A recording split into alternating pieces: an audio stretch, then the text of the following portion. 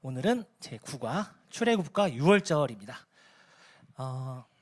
지난 시간에 이제 유다 지파까지 하나님께서 아담부터 노아까지, 노아에서 아브라함까지 계속해서 이제 여자의 후손을 태어나도록 하기 위해서 이렇게 집중하고 계시거든요. 그래서 결국 아브라함이라는 사람을 통해서 한 민족을 택하시고 그 민족에게서 여자의 후손이 나올 수 있도록 인도하시고 있는 것 지난 시간까지 보았고요. 특별히 아브라함, 이삭, 야곱의 넷째 아들인 유다, 그리고 총리로 있었던 애굽의 총리로 있었던 요셉까지 지난 시간 이야기를 나누었습니다. 말씀을 나누었습니다. 오늘은 이어서 이 뒤에 이어지는 내용이고요. 누군지 아세요? 그러니까 교회를 잘 안 다녀보셨던 분도 영화나 이집트 왕자라는 영화도 있었고요. 우리 부모님 세대 때는 10개라는 영화도 있었고, 예, 다 보셨죠? 주말의 명화 시간에 한 5번은 해주실 건데, 네, 찰턴 헤스턴 이분이 모세 역할을 해서 나왔던 영화 10개 장면이고요. 구약은 크게 율법과 선지자로 표현이 됩니다. 그리고 율법을 이 땅에 하나님으로부터 받아서 가져온 사람이 모세고요. 그리고 그런 선지자들의 대표는 엘리야가 되겠습니다. 근데 유대인들에게 물어보았을 때 구약을 대표하는 사람 딱 한 명만, 정말 중요하고 가장 핵심인 사람을 한 명만 꼽으라고 하면 누구를 꼽을까요? 예, 모세를 바로 꼽습니다. 뭐 망설이지도 않고 바로 모세라고 얘기를 합니다. 그만큼 이 모세가 이 구약 성경에서 차지하는 비중이 굉장히 크고요. 특별히 이 유대인들에게는 거의 뭐 아브라함과도 참 비견될 만큼 큰 존재로 이렇게 받아들여지는 사람이 바로 이 모세입니다. 성경에서는 우리가 다 그의 충만한 데서 받으니 은혜 위에 은혜로라. 율법은 모세로 말미암아 주어진 것이요 은혜와 진리는 예수 그리스도로 말미암아 온 것이라. 라고 이렇게 율법은 우리를 죄를 깨닫게 하는 것이고 좋게는요. 하지만 그것이 결국에는 정죄하고 우리를 얽어매는 역할이잖아요. 그거에 비해서 우리 예수님의 십자가의 죽으심과 그 사역은 부활하심은 그 은혜와 진리는 우리를 살리고 우리를 소생시키는, 그래서 율법도 은혜지만 그 은혜보다 더 높은 은혜 위에 은혜가 바로 우리 예수님의 십자가 사역이었다. 이것을 요한복음에서 말씀하고 있습니다. 중요한 것은 율법도 은혜라는 사실, 죄를 깨닫게 하기 때문에. 네, 이제 시작을 해볼 건데요. 야곱의 식구 70명이 야곱을 포함해서 12명 중에 이제 11명이죠. 요셉은 이미 총리로 있었고 거기서 결혼을 해서 자녀까지 있었기 때문에 총 식구가 70명이 들어온 것으로 나옵니다. 그래서 400여 년간의 시간이 흐르고 그 과정 중에 많은 인구가 늘어나게 됩니다. 특히 이 이스라엘 민족이 받았던 고센 땅은 굉장히 비옥한 곳이고 주변에 뭐 이민족이나 약탈자나 이런 사람들이 없었기 때문에 계속해서 안정적으로 이렇게 번영할 수 있었던 것 같습니다. 그런데 이제 그렇다 보니까 수가 너무나 많이 늘어난 거예요. 대략 한 200만 명 정도로 많은 분들이, 성경학자분들이 추산하는데, 지금도 200만 명은 많은 숫자인데 이때는 4,000년 전이거든요. 그 당시 200만 명이면 전주가 조선시대 10대 도시 안에 들었는데 무려 7만 명. 엄청난 숫자라면서 막 5대 도시였나? 근데 7만 명이었거든요. 5만 명인가? 역사박물관에 써 있더라고요. 근데 200만 명. 와, 이집트가 아무리 그 당시에 최고 잘 사는 나라였고 지금으로 따지면 미국 같은 나라였죠. 하지만 겁이 나는 거죠, 이 사람들이. 그래서 압박하기 시작합니다. 7절, 이스라엘 자손은 생육하고 불어나 번성하고 매우 강하여 온 땅에 가득하게 되었더라. 요셉을 알지 못하는 새 왕이 일어나 애굽을 다스리더니 그가 그 백성에게 이르되 이 백성 이스라엘 자손이 우리보다 많고 강하도다. 자, 우리가 그들에게 지혜롭게 하자. 두렵건대 그들이 더 많게 되면 전쟁이 일어날 때 우리 대적과 합하여 우리가 싸우고 이 땅에서 나아갈까 하노라 하고, 적들이 쳐들어왔을 때 그들과 손잡고 우리를 오히려 이렇게 빼앗을 수 있다, 우리나라 땅을. 그렇게 생각을 하고 이때부터 계속해서 이스라엘 민족을 핍박하게 됩니다. 그래서 이스라엘 자손에게 일을 엄하게 시켜 어려운 노동으로 그들의 생활을 괴롭게 하니 흙 이기기와 벽돌 굽기, 농사의 여러 가지 일이라 그 시키는 일이 모두 엄하였더라. 그렇게 해도 계속 늘어나는 거예요, 사람 숫자가. 그러니까는 이 애굽 왕이 히브리 산파 시브라라 하는 사람과 부하라 하는 사람에게 말하여 이르되 너희는 히브리 여인을 위하여 해산을 도울 때 산파였기 때문에 이제 사은우 도우미 같이 해주시는 분들이죠. 그 자리를 살펴서 아들이거든 그 아이를 죽이고 딸이거든 살려두라고 명령을 내립니다. 하지만 그 산파들은 하나님을 두려워했기 때문에 그렇지 않았고 그거에 대해서 복을 주셨다고 합니다. 지난 시간 잠깐 얘기했지만 우리가 사는 이 땅은 그냥 얼핏 보면 그냥 평범하게 흘러가는 것 같지만 성경은 분명하게 하나님과 하나님을 대적하는 사탄과 손잡은 사람들이 하나님을 대적하는 그런 영적인 전쟁터라고 얘기를 하거든요. 분명한 것은 이 이스라엘 민족을 전멸시키기 위해서 사탄은 부지런히도 노력을 합니다. 그래서 애굽 왕을 이렇게 조종해서 이 유대인들의 이스라엘 백성의 남자 아이들을 왜죠? 메시아가 나오면 안 되니까 모두 죽이라고 명령을 하지만 실패하죠. 이와 비슷한 일이 또 있었죠.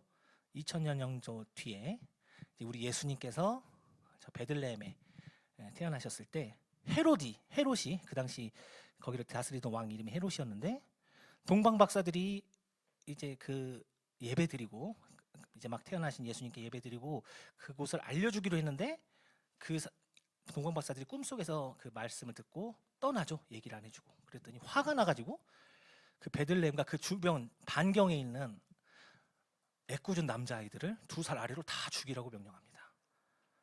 똑같은 일이 거의 비슷한 일이 있었고 이건 실제로 일어나서 너무 많은 아이들이 죽었죠. 그거에 대해서 라마에서 크게 슬퍼하며 크게 통곡하는 소리가 들린다고 예언이 되어 있었습니다.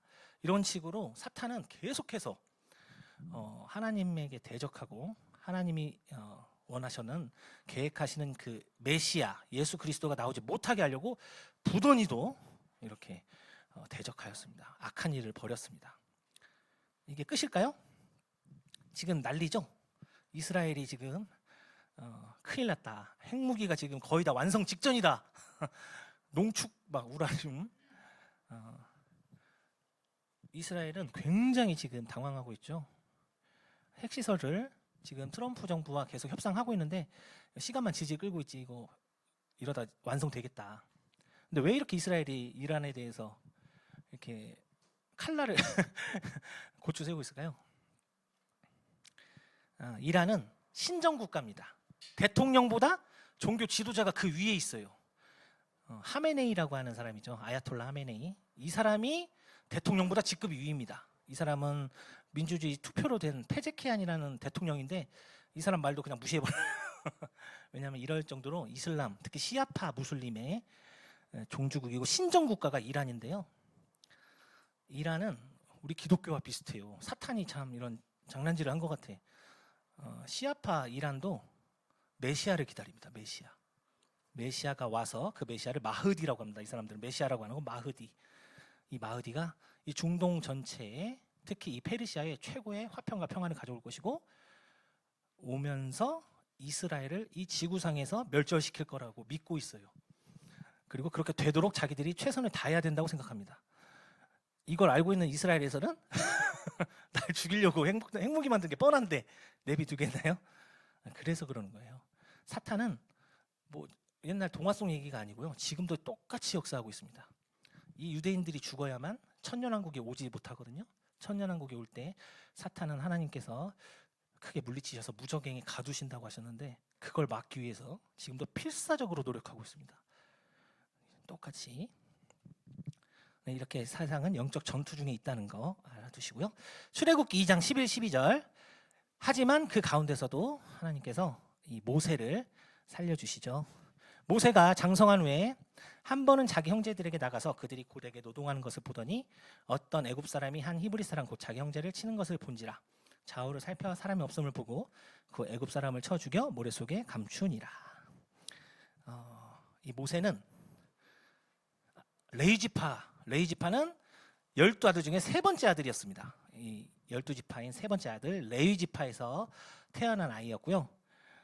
그 갈대 바구니에 숨겨서, 아시죠? 그 역청을 칠한 바구니에 숨겨서 갈대 사이에 숨겨놓았을 때 그것을 애굽의 공주가, 이집트의 공주가 그걸 발견하고 양자로 드립니다. 이걸 영화 왕기지, 이집트 왕자죠. 그리고 하나님의 인도하심으로 실제 모세의 어머니였던 요게벳을 이렇게 유모로 데리고 가서 이렇게 키우게 됩니다. 그리고 모세는 총 120년을 살거든요. 재밌게도 인생이 딱 세 부분으로 나뉘어요. 40년씩. 40년 동안은 애굽에서 왕자로 삽니다. 그래서 온갖 훌륭한 지식과 무예 이런 것들 다 배워요. 하지만 그 중에서도 자신이 하나님이 선택한 민족, 이스라엘 민족이라는 사실을 잊지 않고 계속해서 자신들의 동족을 구할 것을 생각하고 있었죠. 하지만 아까처럼 이렇게 하나님의 도우심 없이 자기의 젊은 혈기로 자기 민족을 구원해 보겠다고 그만 애굽 사람을 쳐서 죽이게 됩니다. 이것이 발각돼서 이제 나머지 40년, 80세가 될 때 동안 이제 도망 다닙니다. 도망가서 간 곳이 저기 미디안 땅, 광야에서 미디안 사람 이드로라는 사람의 집에서 거주하면서 그 사람의 딸과 결혼합니다. 미디안 족속도 아브라함의 후손입니다. 지금의 사우디아라비아의 조상들이에요. 그렇게가 80세까지입니다.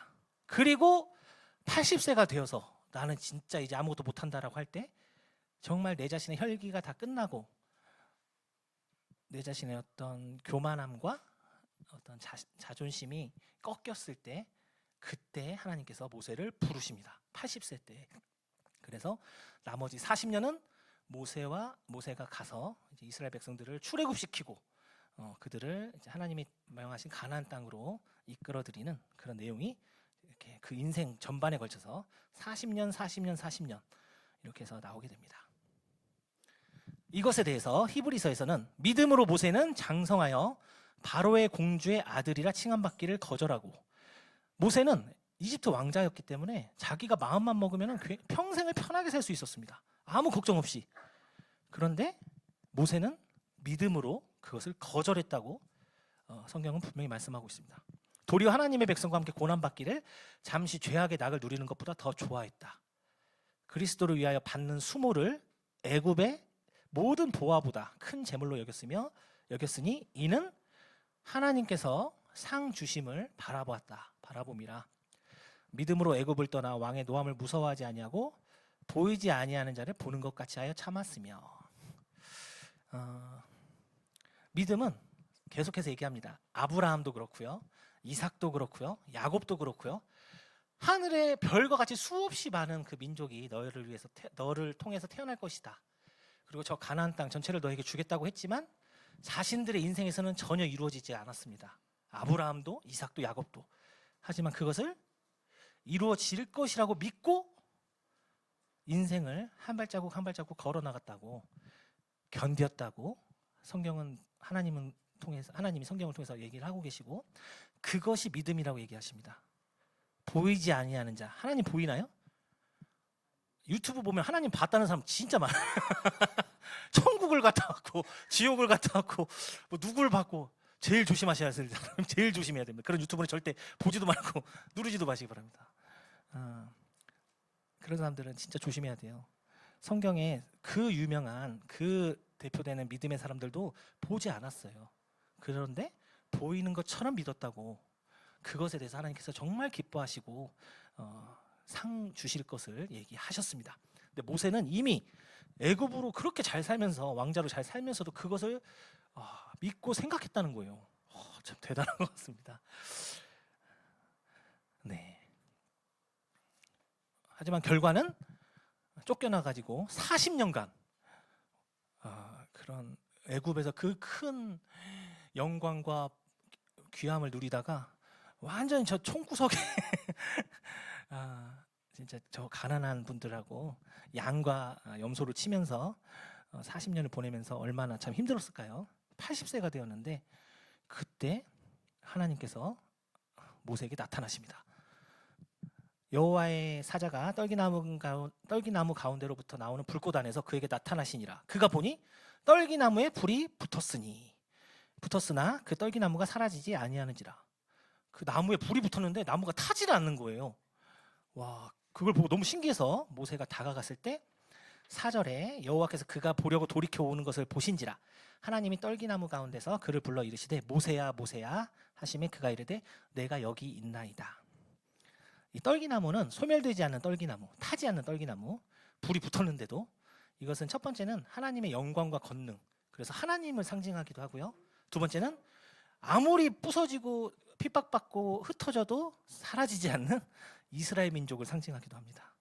지금까지도 존재하고 있고 지금도 지구의 역사에 참 주인공으로 온갖 뉴스가 다 이스라엘 쪽에서 나오죠. 그리고 모세라는 인물 자체도 이 떨기나무 같이 정말 사그라들 것 같았으나 다시 하나님께서 이렇게 세우시는, 그래서 모세를 상징하기도 하는 이 세 가지 상징을 가지고 있습니다. 자, 그런데 5절에 하나님이 이르시되 이리로 가까이 오지 말라. 내가 선 곳은 거룩한 땅이니 내 발에서 신을 벗으라. 하나님과 우리 피조물, 우리 창조물이죠. 우리는 창조물의 가장 큰 차이가 뭘까요? 많은 사람들이 하나님의 가장 큰 속성을 사랑이라고 얘기하시는데 성경은 분명하게 거룩함이라고 얘기합니다. 하나님의 거룩함. 어떤 창조물, 심지어 사탄까지도 하나님의 거룩함에 비교하면 정말 먼지만도 못한 거죠. 너무나 거룩하신 분이고 어미하신 분이기 때문에 보통 우리 젊은 사람들이 옛날에 클래스가 다르다는 말을 많이 썼는데 전혀 다른 차원의 그런 거룩함이 하나님과 우리 창조물 사이에 가장 큰 차이인데, 그런 하나님께서 모세에게 거룩한 곳이니 신을 벗으라고 얘기를 하십니다. 그래서 역대상에 보면 여러 나라의 종족들아 영광과 권능을 여호와께 돌릴지어다. 여호와께 돌릴지어다. 여호와의 이름에 합당한 영광을 그에게 돌릴지어다. 재물을 들고 그 앞에 들어갈지어다. 아름답고 거룩한 것으로 여호와께 경배할지어다. 오늘 저희가 이제 1, 2부 예배를 드렸는데 하나님께서는 가장 그 예배에서 중요하게 보시는 게 거룩함입니다. 하나님이 거룩하시기 때문에 예배에 들어오는 성도들이 거룩함을 가지고 오기를 원하시고 그것을 가장 기뻐하신다고 성경 말씀에서 얘기하고 계십니다. 그만큼 하나님의 가장 중요하고 큰 속성이신 것이 바로 거룩함입니다. 네, 그리고 이제 출애굽기에서 3장에서 하나님께서 드디어 모세를 내가 너를 불렀으니 가라. 그래서 바로에게 가서 내 백성을 나가도록 내가 출애굽을 하도록 네가 가라 이렇게 얘기를 합니다. 그랬더니 모세가 하나님께 아뢰되 내가 이스라엘 자손에게 가서 이르기를 너희의 조상의 하나님이 나를 너에게 보내셨다 하면 그들이 내게 묻기를 그의 이름이 무엇이냐 하리니 내가 무엇이라고 그들에게 말하리이까. 그럼 내가 갈 텐데 그 이스라엘 백성들이 너를 보내신 분이 누구냐, 그분의 성함이 어떻게 되시냐라고 물으면 전 뭐라고 해야 됩니까? 그랬더니 하나님이 모세에게 이르시되 나는 스스로 있는 자이니라. 또 이르시되 너는 이스라엘 자손에게 이같이 이르기를 스스로 있는 자가 나를 너에게 보내셨다 하라. 하나님은 누가 창조하신 분이 없죠. 하나님은 스스로 계신 분이기 때문에 우리 인간의 머리로는 상상이 안 됩니다. 이 얘기를 여기서부터 이제 사람들이 이제 못 믿거든요. 하지만 분명한 것은 하나님은 스스로 존재하셨다고, 스스로 계신 분이라고, 지금이나 1000년 전이나 2000년 전이나 4000년 전, 그리고 지구 창조 때도 스스로 계셨던 분이라고 분명히 말씀하시고, 영어로는 이게 나는 스스로 있는 자이니라가 I am who I am. 그래서 유대인들은 이 I am이라는 말을 안 해요. 하나님을 뜻하는 말이기 때문에 굉장히 거룩하게 여깁니다. 이 말을 함부로 하면은 그 사람은 큰일 납니다. 유대인들은. 그런데 이 말을 유대인인데도 불구하고 정말 많이 하신 분이 있어요. 누굴까요? 예수님. 왜죠? 예수님은 하나님이시니까. 너희 조상 아브라함은 나의 볼 것을 즐거워하다가 보고 기뻐하였느니라. 유대인들이 이르되 네가 아직 50세도 못 되었는데 아브라함을 보았느냐? 예수께서 이르시되 진실로 진실로 너희에게 이르노니 아브라함이 나기 전부터 내가 있느니라. 가장 존경하는 믿음의 조상, 자신들 조상인 아브라함이 있기 전부터 계셨다고 해버리는 거예요. 예수님이. 이 당시가 나이가 30살 좀 넘었는데 거기다가 뭘 썼어요 방금? 내가. 이 말을 쓸 수 있다고 유대인들은 함부로 못 씁니다. 하나님을 뜻하는 말인데 예수님 이 말씀을 해버리신 거예요. I am, 영어로 Before Abraham was born, I am. 유대인들이 참을 수가 없는 거예요. 하나님이라고 네가? 감히? 이때부터 예수님을 죽이려고 그렇게 노력을 합니다. 유대인들이. 특히 바리새인들하고 사두개인들이. 예수님이 이 말씀을 많이 하세요. 나는 참 목자, 선한 목자라. 나는 참 포도나무라. 나는 이런 식으로 몇 번을 얘기하시거든요. 근데 이 말을 할 수 있다고 유대인들이 함부로? 하나님만 하시는 말이기 때문에 못하는데 예수님이 여러 번 하셨어요. 왜요? 하나님이시니까. 근데 그것을 유대인들은 참을 수가 없었습니다. 감히. 그러면서 이때부터 죽이려고 그렇게 노력을 했죠, 그들이. 자, 이제 다시 아브라함이 겸손하다 못해 자존감이 이제 바닥으로 있었나 봐요. 도저히 못 가겠다고 얘기하니까 하나님께서 네 형 아론이 있지 않느냐. 이제 하나님도 화가 나셨어요. 하도 가라고 했는데 안 가니까. 그래서 네 아론도 있지 않느냐. 아론이 말을 잘했다고 하더라고요. 같이 가라. 그래서 이 애굽의 이집트의 파라오죠. 파라오에게 가서 내 백성을 보내라고 분명하게 얘기해라. 이렇게 해서 아브라함이 애굽으로 이집트로 내려갔고 거기서 형 아론과 미리암을 만났고 그래서 형 아론과 함께 파라오를 찾아가서 이야기합니다. 하나님께서 내 백성을 보내라고 하셨다. 몇 번이나 했을까요? 이 얘기를 바로에게. 완전수 7번 7번 합니다. 5장 1절 7장 16절 하나님께서 내 백성을 보내라고 하셨습니다. 보내주십시오. 8장 1절 나중에 찾아보십시오. 8장 20절 9장 1절 9장 13절 그리고 마지막 7번째로 10장 3절에서 모세와 아론이 바로에게 들어가서 그에게 이르되 히브리 사람의 하나님 여호와께서 말씀하시기를 내가 어느 때까지 내 앞에 겸비하지 아니하겠느냐. 내 백성을 보내라. 그들이 나를 섬길 것이라. 이렇게 7번이나 얘기를 합니다. 그런데 이 파라오는 듣는 것 같이는 처음에 반응을 해요. 왜냐하면 이때부터 재앙이 내리거든요. 재앙. 아시죠? 그 유명한 10가지 재앙. 재앙을 겪으면서 정말 죽을 고생을 하다가 간신히 그 재앙이 사라지면 다시 마음이 바뀌고 이 파라오는 세상을 상징하기도 하고요. 사탄 마귀를 상징하기도 하고요. 또 믿지 않는 죄인을 상징하기도 합니다. 자, 그렇게 해서 이렇게 7번이나 했음에도 불구하고 들어요. 처음에는 그럴 것처럼 들어줄 것처럼 들어요. 그러다가 막상 그 재앙이 지나가고 나면 안 된다라고 거절해버리는 이런 참 후한무치한 모습을 보여줍니다.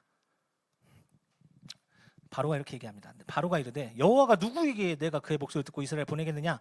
나는 여호와를 알지 못하니 이스라엘을 보내지 아니하리라. 니들 보내면은 저 피라미드랑 스핑크스 누가 만들어?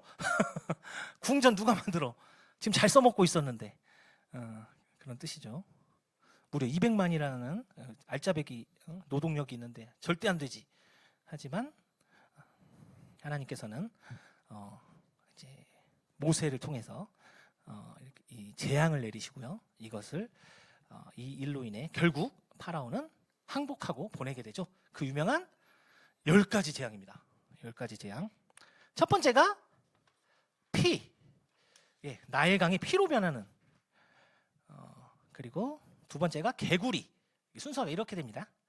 세 번째가 네 번째가 파리, 다섯 번째가 악질, 짐승들이, 가축들이 죽게 됩니다. 그리고 여섯 번째가 종기, 온몸에 종기가 나서 두드러기가 나고, 일곱 번째 우박, 하늘에서 우박이 떨어지고, 여덟 번째 메뚜기, 아홉 번째가 흑암, 마지막 10번째가 그 유명한 오늘 하이라이트이기도 한 장자의 죽음입니다. 자, 근데 재밌는 것은 이 1부터 9까지가 다 애굽의 이집트의 신들하고 관련이 있어요. 이집트가 이 존재들을 다 신으로 섬겼어요. 먼저 나일강 없이는, 이 나일강이 범람하지 못하면 이집트가 살아갈 수가 없거든요. 그래서 이 나일강을 신으로 여기고 섬겼습니다. 강의 신, 강의 여신, 이런 식으로. 그리고 개구리도 신으로 섬겼고요. 심지어 이랑 파리도 신으로 섬기고, 이 짐승, 특히 소, 전에 얘기 드렸죠. 사탄의 원래 모습이 에스겔서에 보면은 그룹이잖아요. 사탄이 소의 형상을 닮았다고 하거든요. 특히 황소를 섬겼습니다. 소. 이집트에서는 황소신. 아피스라고 하는 가장 큰 신 중에 하나가 황소신이었습니다. 그런데 그 신들의 재앙이 나온 거죠. 6번째는 죽음, 종기. 그리고 1월 성신, 하늘을 섬기는, 하늘의 해와 달과 별을 섬기는데 이 우박이 떨어져 버리는 그런, 자기들이 섬기는 하늘에서. 그리고 메뚜기 신도 있었고요. 흑암, 아시다시피 이집트 최고의 신이 태양신입니다. 라, 태양신 라라고 하는. 근데 이 흑암 재앙 때는 아무것도 안 보이는 거예요. 아무것도, 완전히 불빛 하나. 그래서 이 이집트의 신들이 다 얼마나 보잘것없는지를, 아무것도 아닌지를 하나님께서 몸소 이 재앙을 통해서 보여주십니다. 그래서 이것에 대해서 출애굽기 12장 12절에 내가 그 밤에 애굽 땅에 두루 다니며 사람이나 짐승을 막론하고 애굽 땅에 있는 모든 처음 난 것을 다치고 애굽의 모든 신을 내가 심판하리라. 그들이 섬긴다는 신들을 다 하나님께서 심판하신 거예요. 애굽인은 여호와께서 그들 중에 치신 그 모든 장자를 장사하는 때라. 여호와께서 그들의 신들에게도 벌을 주셨더라.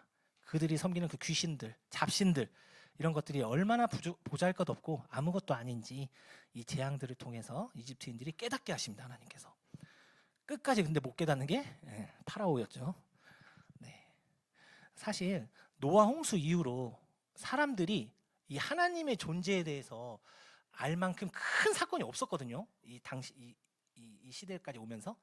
근데 이 애굽에서, 이 당시 애굽은 미국과 마찬가지로 슈퍼 파워를 가진 나라였는데 그들이 섬기는 파라오라고 하는 살아있는 신의 이렇게 엄청난 재앙을 당하고 그들이 섬기는 신들이 이렇게 다 몰락하는 것을 보면서 이집트 주변의 모든 민족이 다 퍼져나갑니다. 저 이스라엘 민족이 믿는 신이 엄청난 신이구나. 이집트도 애굽의 파라오도 상대가 안 된다. 이런 엄청난 이 사건이 일어난 이 재앙들을 통해서 다 퍼져나갑니다. 그래서 나중에 가나안 땅을 정벌할 때 벌벌 떨죠, 그들이. 네. 근데 재밌는 건 아까 재앙 중에 나일강에서 피로 변하게 하는 거, 그리고 개구리가 올라오게 한 거, 또 그 전에 이제 막대기, 지팡이를 딱 던졌을 때 뱀으로 변하거든요, 모세가. 근데 그 세 가지를 따라하는 사람들이 있어요. 그 이집트의 요술사, 마술사들이 있었는데 그들이 그거 세 개는 따라해요. 그런데 2부터는 못 따라합니다. 더 이상 못 따라해요.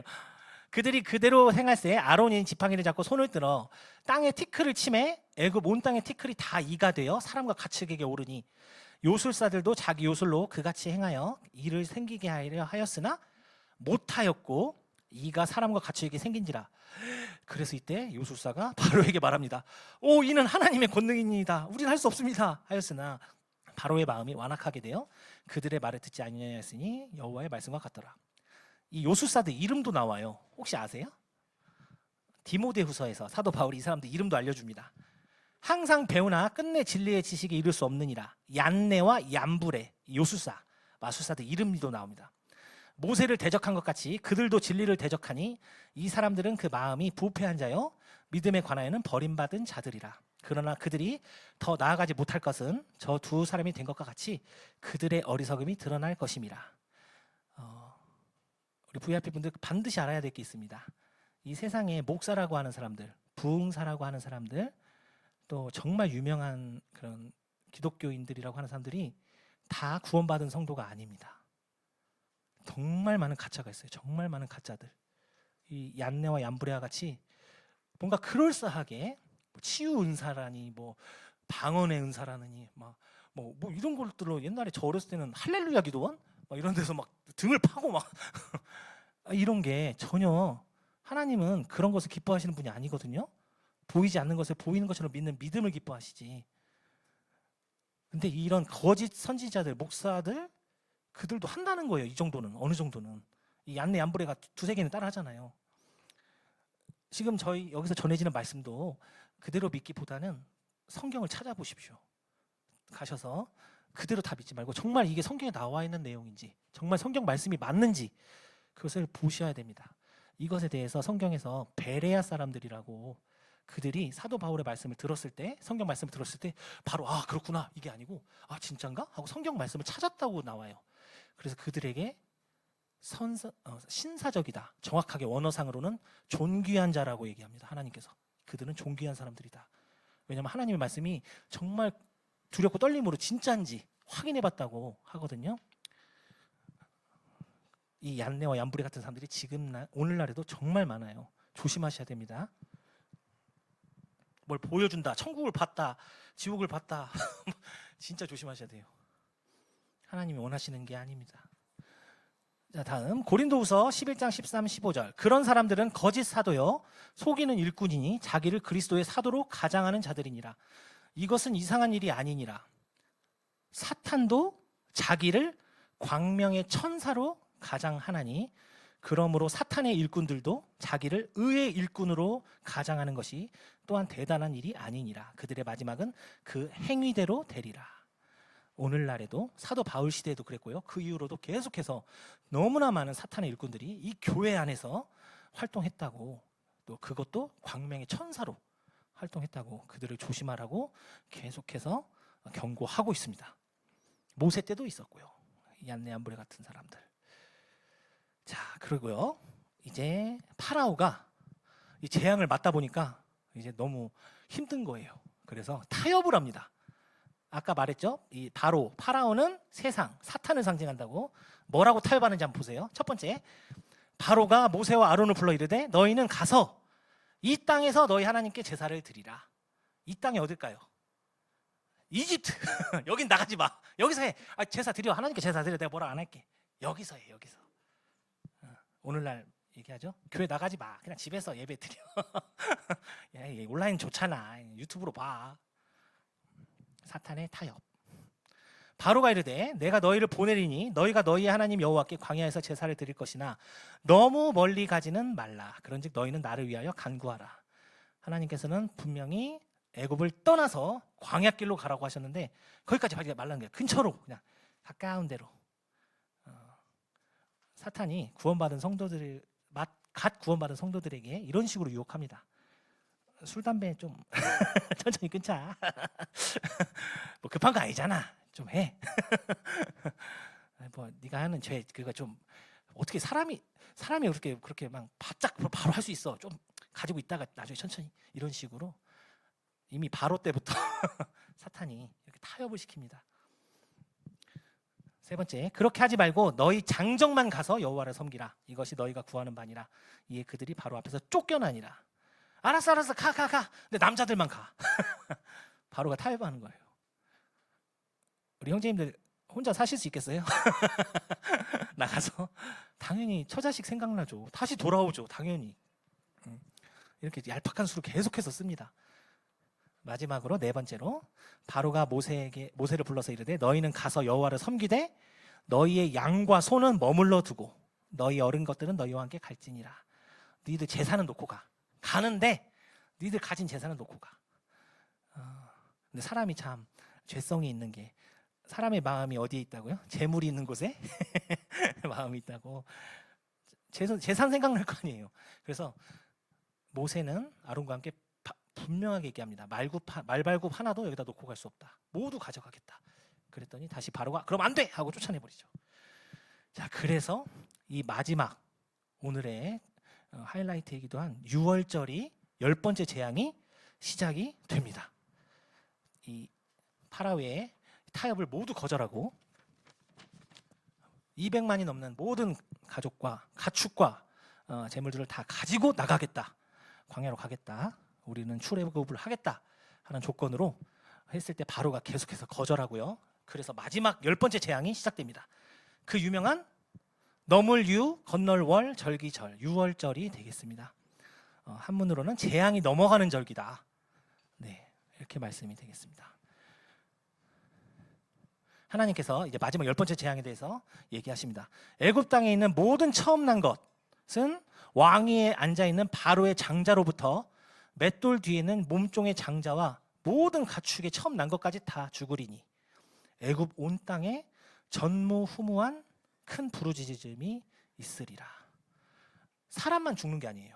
모든 애굽 땅에 있는 모든 처음 난 첫째 아들은 다 죽고요. 그게 왕자든 아니면 저 말단의 하인의 장자든 다 죽고, 심지어 가축, 소, 양, 염소, 가축의 처음 난 것도 다 죽이겠다. 죽는다. 이렇게 얘기를 하십니다. 우리 인간은 몇 번 태어나죠? 한 번 태어나죠? 근데 구원받는 사람은 2번 태어납니다. 처음 태어나는 사람, 한 번 태어나는 사람은 모두 죽는다. 그게 주님의 하나님의 말씀입니다. 이거에 대해서 예수께서 대답하시되 진실로 진실로 내게 이르노니 사람이 물과 성령으로 나지 아니하면 하나님의 나라에 들어갈 수 없느니라. 물, 어머니의 뱃속에 우리가 뭐가 들어있죠? 양수, 물이잖아요. 그 물 속에 들어있는 거예요. 첫 번째, 거기서 터뜨리고 나오죠. 그리고 2번째가 성령으로 태어나야 된다. 그 사람만이 하나님의 나라에 들어갈 수가 있다. 육으로 난 것은 육이요, 영으로 난 것은 영이니. 사람이 물, 어머니 뱃속에서 난 것은 육이죠. 하지만 성령으로 난 것은 영이죠. 육에서 한 번, 영에서 한 번 태어나야 된다라고 하나님께서 이 니고데모라고 하는 그 당시 가장 잘 나가는 바리새인이자 사내들인의 의원, 국회의원 같은 사람인데 이 사람에게 이렇게 얘기를 하고요. 내가 내게 거듭나야 2번 태어나야 하겠다는 말을 놀랍게 여기지 말라고 말씀하십니다. 이 땅에 태어나서 처음 태어난 분은 2번째 태어나는 경험이 없는 분은 다 죽게 됩니다. 육신도 죽고요. 죽고 나서 심판을 받아 지옥에 가게 돼서 2번째 사망에 떨어지게 됩니다. 반드시 2번 태어나셔야 돼요. 반드시. 이걸 예표적으로 보여주시는 거예요. 처음 낳은 장자는 다 죽게 된다. 그런데 하나님께서는 이스라엘 민족은 보호하셔야 되잖아요. 그래서 중요한 말씀을 해주십니다. 내가 그 밤에 애굽 땅에 두루 다니며 사람이나 짐승을 막론하고 애굽 땅에 있는 모든 처음 난 것을 다 치고 애굽의 모든 신을 내가 심판하리라. 나는 여호와라. 내가 애굽 땅을 칠 때에 그 피가 너희가 사는 집에 있어서 너희를 위하여 표적이 될지라. 피가 있으면은 표적이 돼서 내가 피를 볼 때에 너희를 넘어가겠다. 죽이지 않겠다. 재앙이 너희에게 내려 멸하지 아니하리라고 약속하십니다. 하나님께서. 이게 뭘까요? 이 피가 어떤 피일까요? 너무나 중요한, 유월절에서 가장 중요한 게 바로 어린 양이에요. 어린 양. 이 어린 양을 잡아서 그 피를 설주, 문의 설주 옆에 임방 여기다 바르면 그 피를 보고 넘어가겠다고 하신 거예요. 하나님께서. 자, 그 내용이 출애굽기 12장에 나오고요. 여기서 좀 알려드릴 건 이달을 너희에게 달의 시작, 곧 해의 첫 달이 되게 하고, 유대인들은 4월 달이 1월이에요. 이때부터 출애굽기 12장 때 12장 2절 때문에 아비벌, 니산월이라고 하고요. 6월절이 그래서 4월에 있습니다. 이 올해 6월절은 2025년 4월 12일 그리고 20일에 기간이 한 3, 4일 정도 있더라고요. 이때가 6월절이었고요. 이때가 유대인들에게는 1월이 돼요. 예수님이 언제 돌아가셨을까요? 예수님이 이 땅에 무엇으로 오셨죠? 6월절 어린 양으로 오셨습니다. 예수님께서 6월절에 돌아가세요. 나중에 다다음 주쯤에 나올 겁니다. 말씀드리고요. 먼저 양을 잡습니다. 근데 바로 죽이는 게 아니고요. 양을 좋은 어린 양, 깨끗하고 흠이 없는 어린 양을 잡습니다. 죽이는 게 아니고 열흘째 되는 날, 그리고 죽이는 건 열 나흘째 14일에 죽여요. 이게 4일간의 시간이 있어요. 이때 뭘 하느냐? 흠이 있는지 없는지를 봐야 돼요. 다쳤는지, 눈이 멀쩡한지, 뭐 발톱 다 멀쩡한지, 깨끗한지, 뭐 피부병은 없는지 다 검사를 합니다. 그래서 정말 흠이 없을 때 이 어린 양을 잡습니다. 그래서 대야에 그 피를 받아서요, 그 피를 우술초에 적셔서 이 위에가 임방, 밑에는 지방이라고 하죠. 문지방이라고 하죠. 문지방, 임방, 그리고 설주에 바르는데요. 우설초라고 하는 식물이 있어요. 이 식물로 스트라이크, 영어에서 스트라이크라고 해요. 때리듯이 이렇게 탁탁 때리듯이 이렇게 탁, 그냥 바르는 것도 아니고 탁 때리듯이 아예 그냥 이 문설주에 탁 인이 박히게 이렇게 바릅니다. 이 피가 어떤 피라고요? 어린 양. 소 아닙니다. 뭐 돼지 이런 거 아니에요. 낙타 이런 거 아니에요. 어린 양입니다. 흠이 없는 어린 양. 우리 예수 그리스도께서 6월절 어린 양으로 오셨다고 분명히 침례 요한이 보라, 세상 죄를 지고 가는 하나님의 어린 양이다. 분명히 얘기했습니다. 근데 이 예표로 하나님께서 이 6월절을 통해서 보여주신 거예요. 이스라엘 사람들한테. 그래서 발랐습니다. 이렇게 발랐을 때 죽음의 천사가 넘어갔습니다. 왜 피를 발랐을까요? VIP분들 왜 피를 발랐을까요? 살아있는 어린 양은 안 돼요. 죽어 있어야 돼요. 죽어 있는 어린 양에 피가 있어야 돼요. 피가. 아멘. 하나님께서 분명하게 레위기에서도 육체의 생명은 피에 있습니다. 내가 이 피를 너희에게 주어 제단에 뿌려 너희의 생명을 위하여 속죄하게 하였나니 생명이 피에 있으므로 피가 죄를 속하느니라. 아담과 하와가 죄를 범하고 쫓겨나기 전에 하나님께서 뭐를 지어 입히시죠? 가죽옷. 가죽옷을 지어 입히려면 그 동물이, 짐승이 죽어야 돼요. 죽어서 그 옷을 입음으로 그 죄의 부끄러움이 가려진다는 거예요. 그것을 직접 입힘으로 시청각 교제로 그냥 딱 보여주십니다. 하나님께서 아담과 하와에게. 그리고 그것을 모든 자기 자손들에게 전하도록 해요. 지금 저기 어디죠 여기가? 솔로몬 제도? 거기에 지금은 식인종이 없으시다 하는데 옛날 몇십 년 전만 해도 그 사람들도 다 자기들이 신에게 뭐를 바칠까요? 피를 바쳐요. 짐승을 바쳐. 사람을 죽이고 인신제사 짐승을 죽여서 피를 바치고. 우리나라 100만 명이 넘는 무당들 구달 때 뭐 바치죠? 돼지 피. 그 곡성이라는 영화 보셨어요? 끔찍해서 못 보겠더라고요. 피를 그렇게 뿌려대더라고요. 와, 끔찍해. 그 귀신들도 다 알고 이미 바벨탑 사건으로 전 세계로 인류가 흩어질 때 그거 하나는 다 기억에 가가지고 퍼뜨려요. 하나님은 다 잊어버리고. 그런데 중요한 것은 하나님께서 분명히 모든 인간들에게 알 수 있도록 얘기를 하셨고 그게 전 세계에 퍼져 있다는 거. 그리고 분명히 성경 말씀을 통해서도 생명이 피에 있다. 그래서 그 피가 죄를 속한다고 얘기하셨습니다. 율법을 따라 히브리서입니다. 거의 모든 물건이 피로써 정결하게 되나니 피 흘림이 없은즉 사함이 없느니라. 예수님께서 이 땅에 오셨잖아요. 33년간 죄 없이 사셨습니다. 죄 하나도 죄가 없이 하나님의 아들이시기 때문에 너무나 거룩하게 사셨는데 그런다고 우리가 구원을 받나요? 아니에요. 죽으셔야 돼요. 살아있는 어린 양은 필요가 없어요. 죽어야 돼요. 그럼 뭐 교통사고 목매서 죽이고 그래도 되나요? 안 돼요. 반드시 피를 흘리고 죽어야 돼요. 죽는 방법도 정해져 있어요. 그래서 예수님이 그 끔찍한 십자가를 지신 거예요. 그 엄청난 피를 쏟으신 거예요. 예수님께서. 육체 생명이 피에 있기 때문에 피 흘림이 있어야만 죄가 사해지기 때문에 어쩔 수가 없는 거예요. 그래서 예수님께서 그 고통의 십자가를 지시고 채찍질 당하시고 가시관을 쓰신 거예요.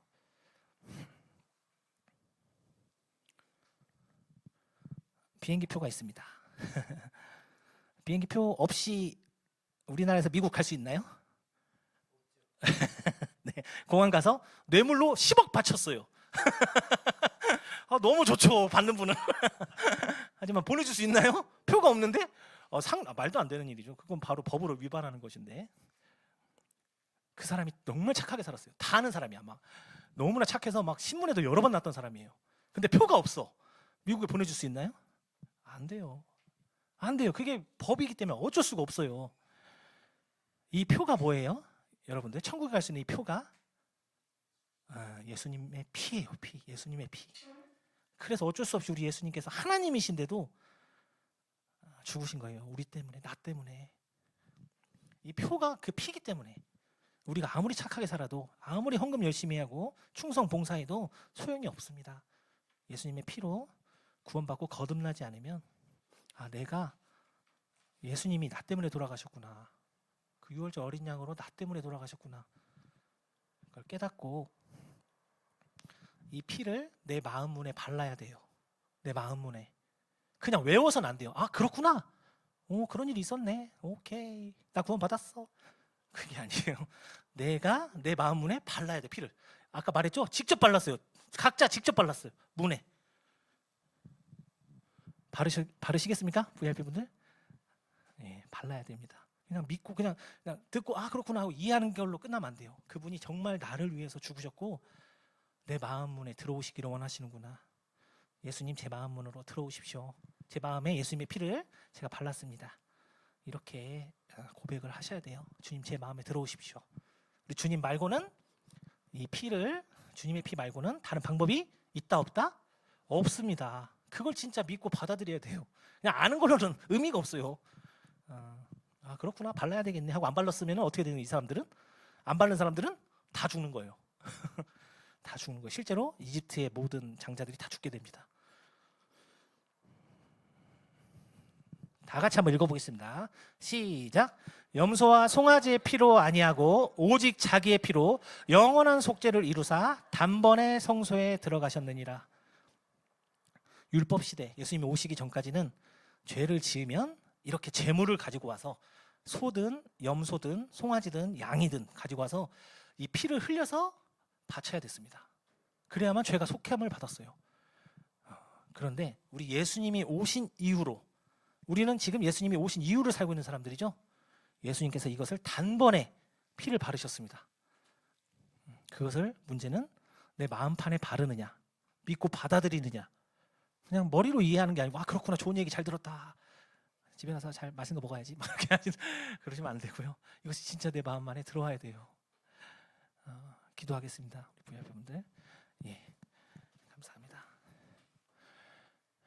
사랑이 많으신 아버지 하나님 감사합니다. 오늘 이 6월절 참 어린 양의 피를 교제함으로 인해서 우리 주님께서 실제로 2000년 전에 이 땅에 참 하나님이 보내신 세상죄를 지고 가는 어린 양으로 오셔서 십자가에서 피 흘려 죽으시고 무덤에 묻혔다가 부활하셨다는 사실을 저희가 기억하게 됩니다. 이 사실을 진심으로 믿고 그 마음에 받아들임으로 구원받는 역사가 우리 VIP 분들 마음 가운데 일어나기를 진심으로 원합니다.